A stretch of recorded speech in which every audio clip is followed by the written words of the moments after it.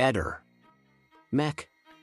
Pallister. Le speranze sono molte riguardo a ciò che è stato scoperto dai periti Gianpietro Laghi ed Elena Pilli sui vecchi reperti dell'inchiesta Unabomber, rianalizzati con nuove e più moderne tecnologie. L'individuazione del profilo genetico dell'attentatore che tra il 1994 e il 1996 e poi tra il 2000 e il 2006 ha disseminato di ordigni il nord-est, anticipata dai quotidiani del gruppo NEM. Potrebbe fornire risposte attese da 30 anni. La prima domanda, naturalmente, è: chi era Unabomber? Ottenuti i nuovi risultati in laboratorio, saranno le comparazioni tra quanto rinvenuto e le eventuali corrispondenze con persone reali a determinare se ci potrà mai essere un processo. Con un accusato incastrato dal DNA, a coronamento di queste lunghissime indagini. Durante la prima occasione, quando sul banco degli imputati fu portato l'ingegnere bellunese Elvo Zornitta, oggi residente a Corva di Azzano X. La falsificazione di una prova a suo carico pose fine al procedimento, che finì in archivio. Era il 2009 e il giudice per le indagini preliminari di Trieste, Enzo Truccellitto, dichiarò: non ci sono elementi per sostenere l'accusa. Il fatto che Zornitta sia stato nuovamente indagato, a distanza di decenni, all'interno di un gruppo di 11 inquisiti, a cui poi si sono aggiunti 20 ex sospettati chiamati a fornire il proprio DNA agli investigatori, ha portato molti a chiedersi perché un uomo possa essere giudicato 2 volte per gli stessi reati. La risposta è che nella prima occasione Zornitta non fu giudicato. L'inchiesta fu archiviata prima che potesse essere emesso qualsiasi tipo di giudizio.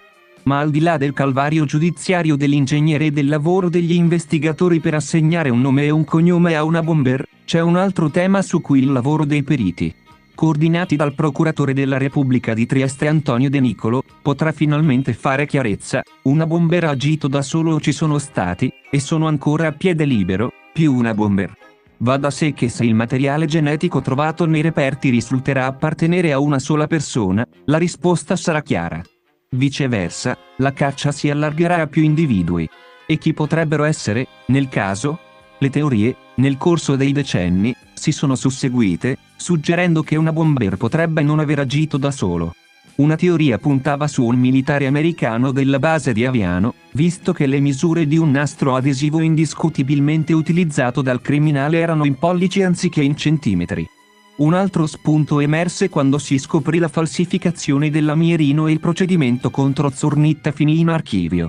3 militari americani stavano trafficando con oggetti esplosivi sul Greto del Tagliamento, uno di essi perse una mano, mentre gli altri 2 fuggirono. Infine, l'ombra dei servizi segreti deviati. Un'inchiesta giornalistica dell'Espresso, nel 2011, ricostruì i fallimenti investigativi del caso Unabomber, contestualizzando gli attentati in un periodo di preoccupazioni per gli obiettivi di secessione di una Lega Nord in forte ascesa in Veneto e Friuli, dove era operativa anche la struttura clandestina Gladio, sotto l'ombrello della NATO, in fase di smantellamento. Grazie alla serie di attentati, scrisse all'epoca l'Espresso, gli apparati dello Stato possono permettersi di intercettare e schedare legalmente decine di migliaia di italiani nelle province di Pordenone, Udine, Treviso e Venezia.